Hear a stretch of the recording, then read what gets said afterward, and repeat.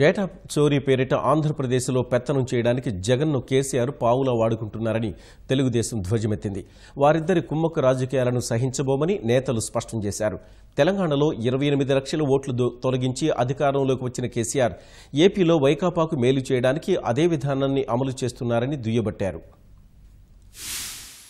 తీసేయమని ఆ ఓటరే అడిగినట్టుగా చూపించి అది కప్పిపుచ్చుకోవడానికి మా ఓట్లు తీసేశారని ప్రచారం చేయటం మొదటిసారి చూస్తున్నాను. నేను వింటున్నాను పీకే సలహా పీకే స్ట్రాటజీ అంటే ఇది తెలంగాణకు సంబంధించింది కాదు, వైసీపీ సంబంధించింది కాదు. వైసీపీ కంప్లైంట్ ఇవ్వటం ఏంటి? కంప్లైంట్ మీద ఓవర్ యాక్షన్ ఏంటి? తెలంగాణ ప్రభుత్వానికి Hyderabad is a common capital for 10 years. మాకు అక్కడ హక్కు ఉంది. మా పోలీసులు అరెస్ట్ చేస్తాము. సజ్జనార్ ఆయన మాట్లాడితే ఆఫీసర్ లాగా నేను చూడలే, రాజకీయ నాయకుడిలాగా మాట్లాడుతున్నాడు. ఇది చంద్రబాబు సమస్య కాదు, అసలు 5 కోట్ల మంది సమస్య కూడా. ఈయన మీద కోపం ఉందని చెప్పి జగన్మోహన్ రెడ్డి పెంచి పోషించుకొని భస్మాసుర హస్తంలాగా ఉంటుందని కూడా కనుక్కోవాలి. జగన్మోహన్ రెడ్డిని ఎన్నికల్లో గెలిపించాలనే తాపత్రయంతో అడ్డదారులు దొక్కి ఇవాళ కల్వకుంట్ల చంద్రశేఖరరావు గారు చాలా తప్పుడు కార్యక్రమాలకు పాల్పడ్డారు.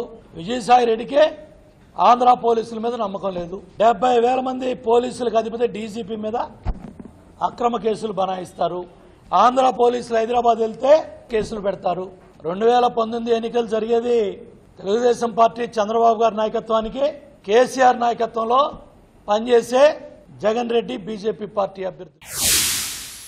తెలంగాణ ఎలక్షన్లు జరిగినప్పుడు లక్షలాది ఓట్లు తొలగించి వేశారని చెప్పి కంప్లైంట్ ఇస్తే ఎలక్షన్లు అయ్యే వరకు కూడా అక్కడ ఉన్నటువంటి తెలంగాణ ఎలక్షన్ కమిషన్ ఎటువంటి చర్యలు తీసుకోకుండా తొలగించిన మాట నిజమే, సారీ అని చెప్పేసి సీఈఓ గారు ఒక మాట చెప్పి సరిపుచ్చుకున్నారు.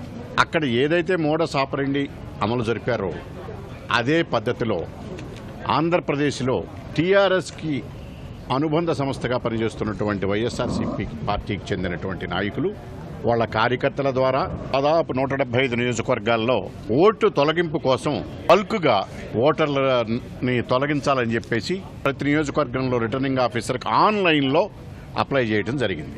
ఏలుముద్ర కానీ సంతకం కానీ ఉండాలి. ఇవేమీ లేకుండా సంబంధిత ఓటర్కి నాలెడ్జ్ లేకుండా తొలగించి ఓట్లు ఉన్నటువంటి వారిని ఎవరైతే తెలుగుదేశం ఓటర్లు ఉన్నారో వాళ్ళని తొలగించి వేయటం కోసం మొత్తం అన్ని నియోజకవర్గాల్లో ఒక పెద్ద కుట్రతో ఒక స్కెచ్ గీశారు.